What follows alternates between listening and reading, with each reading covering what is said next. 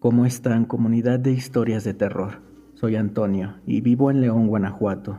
Hace un año me encontraba muy contento, pues luego de mucho trabajo y esfuerzo, pude juntar una cierta cantidad de dinero para comprar mi propio auto.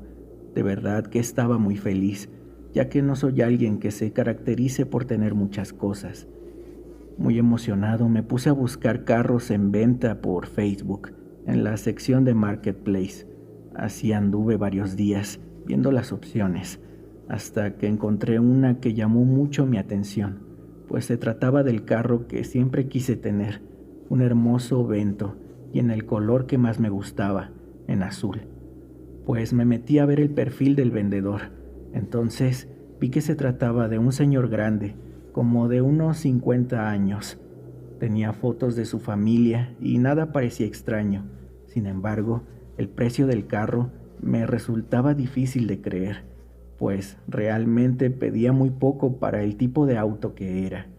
Se lo mostré a mi papá, quien por cierto ya había comprado carros por ese medio.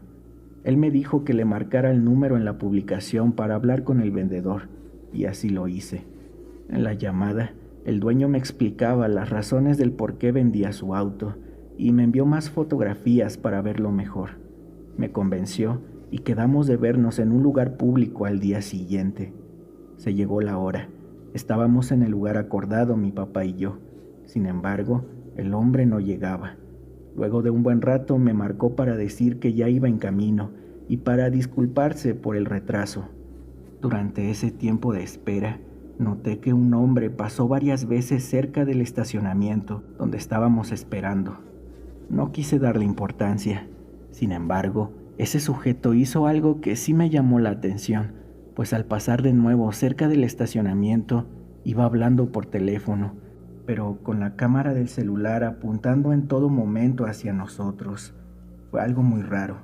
El tipo dio la vuelta en una esquina sin voltear a vernos. Me dio la impresión de que se dio cuenta que yo lo observaba, y justo en ese momento llegó la persona que estábamos esperando. Iba acompañado por un joven más o menos de mi edad, pero la verdad tenía cara como de marihuano, por eso no me dio mucha confianza. De inmediato nos presentamos y comenzamos a ver el carro. Creo que el hecho de verlo tan bien cuidado y muy bonito me hizo emocionarme de más e ignorar otras cosas que pudieron alertarme para lo que pasaría después. Enseguida les pedí hacer una prueba de manejo para sentir el carro. Ellos accedieron. Solo fuimos a dar la vuelta y Chavo y yo, mi papá junto al dueño del carro, se quedaron esperando en el estacionamiento. Para entonces yo no entendía muy bien quién era el verdadero dueño, pero no quise hacer demasiadas preguntas innecesarias. El tipo me iba haciendo plática. Era alguien desmadroso, pero parecía buena onda. Me decía cosas como que me estaba rayando con ese carro, que le metiera todo sin miedo para ver que todo estaba bien y que le subiera todo el volumen a la música para escuchar el potente sonido. En ese instante agarró una mochila que cargaba, porque según él acababa de salir de su trabajo, y dijo que sacaría una memoria para poner algo de música. Yo estaba atento a lo que quería sacar, porque a pesar de lo emocionado, también me encontraba alerta. Entonces sacó un USB y todo normal. Regresamos al lugar del estacionamiento. Estando ahí, ellos dijeron que fuéramos a su casa, que se encontraba muy cerca, ya que al hacer tratos de dinero no les gustaba llevarlos a cabo en la calle. Estuve en contra al inicio, pero me convencieron al final, y era verdad. Nos metimos a una colonia prácticamente a la vuelta. Llegamos a una casa que por fuera lucía bonita, sin embargo, por dentro estaba completamente vacía. Ahí comprendí que acabábamos de caer en la trampa, pero ya era demasiado tarde. Los dos sujetos sacaron una pistola cada uno. Dijeron que nos pusiéramos de rodillas en el suelo, con la cabeza hacia abajo. Enseguida llegaron otros dos tipos y comenzaron a hablar entre ellos. Se apartaron un poco, así que no alcancé a escuchar muy bien, pero mencionaron algo sobre entregas, pedidos a Cuba, que ya se encontraban pagados, y otros con destino a Estados Unidos, apartados. Entré en pánico al escuchar eso, pues sabía que algo muy malo nos pasaría, pero pensar en algo tan horrible como el tráfico de órganos me hizo temblar de miedo. Uno de ellos me vio y se acercó con un par de jeringas. Dijo que más valía que nos quedáramos quietos o nos iba a cargar la chingada. No podíamos hacer nada, estábamos rodeados por esos malditos. Entonces le inyectó algo a mi papá con una de las jeringas, quien me volteó a ver con ojos llorosos y una mirada como si se estuviera despidiendo de mí. Traté de protegerlo, pero de inmediato sentí unos fuertes golpes en el cuerpo y en la cara. Uno de esos golpes me noqueó, pues de repente todo me daba vueltas. Quise ponerme de pie, pero no pude. Entonces sentí un piquete en el cuello. Me acababan de inyectar también esa sustancia rara en la jeringa. De inmediato comencé a perder el conocimiento y todo se volvió oscuro. No recuerdo nada hasta que abrí los ojos. Entonces me di cuenta que me encontraba en la cama de un hospital, con tubos y aparatos conectados a mi boca, nariz y brazos. Me sentía muy débil que no pude ni moverme. Pasaron horas hasta que una enfermera fue a verme y al percatarse de que ya me encontraba despierto, fue por el doctor. Juntos empezaron a realizar cosas.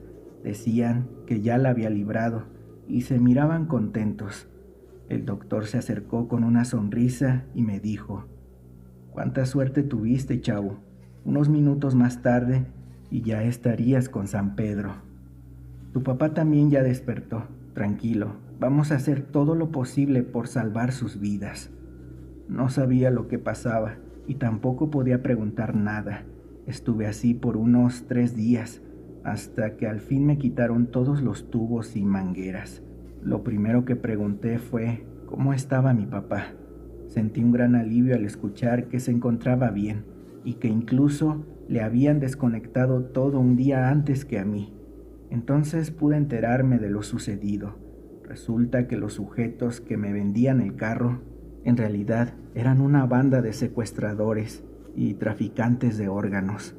Sentí un escalofrío por todo mi cuerpo al escuchar semejante aberración, de no ser por la Guardia Nacional, que lograron llegar antes de que nos vaciaran, terrorífica y literalmente, de seguro no estaría aquí contando mi historia.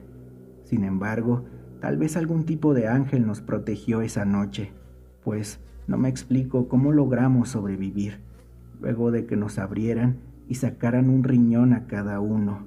Por fortuna, antes de que intentaran algo más, fue cuando llegaron los elementos de la guardia, y en un intercambio de balas, lograron quitarle la vida a uno de esos malditos delincuentes.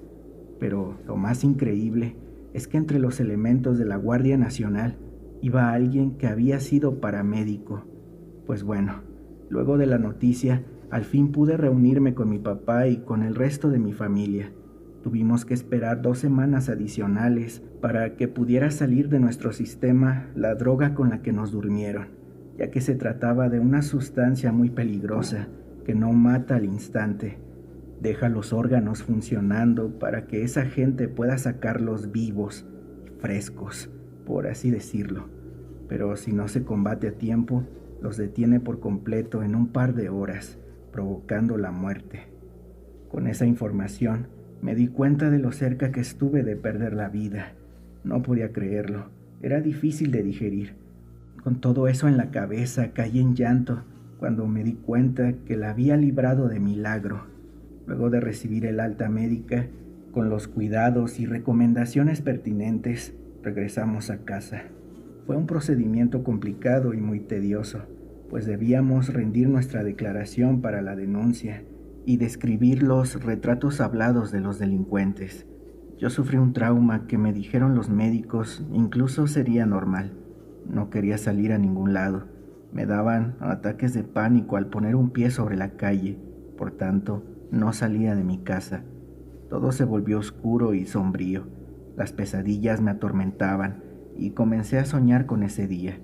Sin embargo, había algo raro en esos sueños, pues luego de que aquel sujeto me noqueó de un golpe, empecé a ver lo que sucedió después, como si mi alma se hubiese salido de mi cuerpo.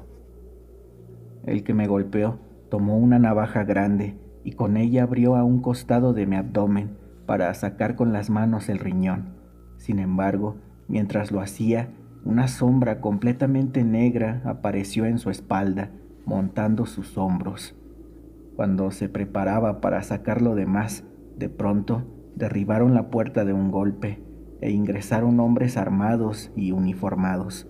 No podía escuchar nada, era un silencio sepulcral, pero a diferencia del sonido, podía verlo todo. Fue entonces cuando inició un tiroteo. Los delincuentes salieron corriendo intentando escapar por una puerta trasera. Fue ahí que varias balas alcanzaron al sujeto, quitándole la vida al instante. En ese momento muchas sombras aparecieron rodeando su cuerpo y tratando de tocar los lugares donde las balas habían penetrado. Posterior a esto, la criatura en sus hombros cayó al piso y empezó a ser succionada por algo.